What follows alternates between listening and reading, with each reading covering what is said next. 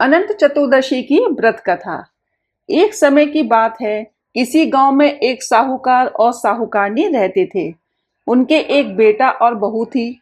साहूकारनी का बेटा धन कमाने परदेश जाता है। जाते समय अपनी माँ से कहता है, माँ, मैं जब तक नहीं आऊं तब तक परिंदे का पानी खत्म मत होने देना और चूल्हे की आग बुझने मत देना। यह कहकर वो परदेश चला जाता है। अब बहू इस बात का हमेशा ध्यान रखती थी कि परिंदे का पानी समाप्त ना हो और चूल्हे की आग ना बुझे। इस तरह कई साल बीत गए। एक दिन उनके घर की चूल्हे की आग बुझ जाती है और परिंदे का पानी भी समाप्त हो जाता है। ये देखकर बहू घबरा जाती है और जल्दी से कुएं पर जाकर पानी लाकर पानी भर देती है। अब वो आग मांगने पड़ोस में जाती है। पड़ोसन उससे कहती है, आज हमारे घर में कुछ भी उधार नहीं दिया जाता। बहू पूछती है, ऐसा क्यों? तब पड़ोसन उसे बताती है, आज रोट चौदस है, यानी अनंत चौदस है। आज हम पूरा घर लीपते हैं, परिंदे का पानी गिराकर साफ पानी भरा जाता है और फिर अनाज पीसकर उससे रोट बनाते हैं, जिनकी पूजा करके कथा कहानी कहकर खाना खाया जाता है। यह सुनकर बहू सोचती है कि जब उसके चूल्हे की आग बुझ गई है तो वो भी इस व्रत को कर ले। वह घर आकर पूरा घर लीपती है, परिंदे को साफ करती है।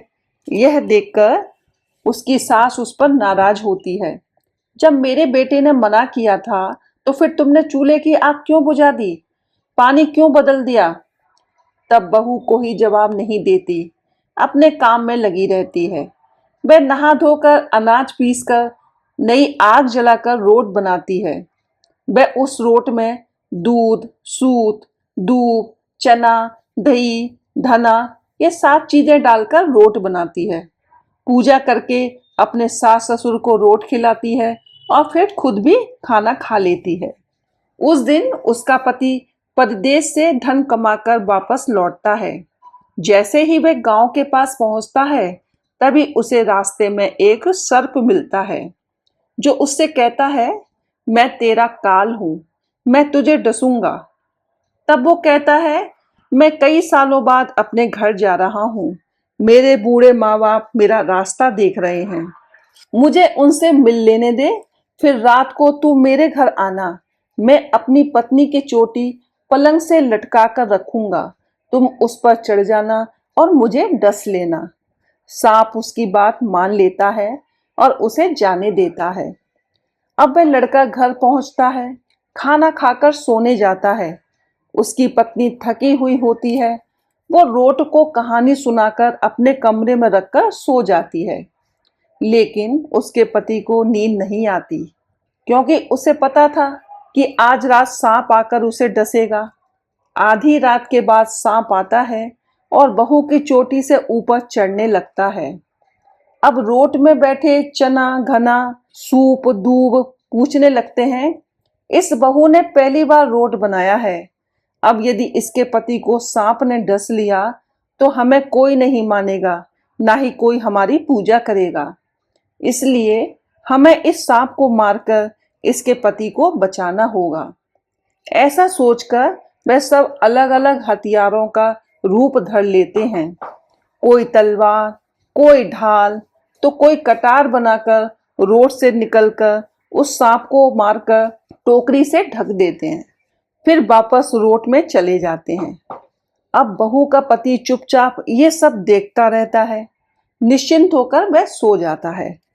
बहू सुबह उठकर अपने घर के कामों में लग जाती है। अब बेटा उठता है। माँ बाप उससे पूछते हैं, बेटा आज तू खूब सोया। बेटा अपनी माँ से पूछता है, माँ तुमने कल क्या बनाया था, क्या पूजा था?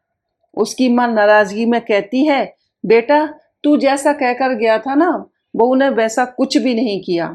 परिंदे का सारा पानी गिरा दिया, चूल्हे की आग भी बुझा दी, पड़ोसन के कहने पर रोट बनाए और पूजा करके खाना खिलाया। तब वह लड़का अपनी माँ को बताता है, माँ कल मेरा काल आया था और इसी रोट ने कल मेरी जान बचाई थी। उस दिन के बाद से उस नगर का राजा ढिंडोरा पिटवा देता है कि अब से सब लोग अपने परिवार की सुरक्षा के लिए अनंत चतुर्दशी के दिन रोट बनाएंगे और उनकी पूजा कर कथा कहेंगे। बोलो श्री विष्णु भगवान की जय हो।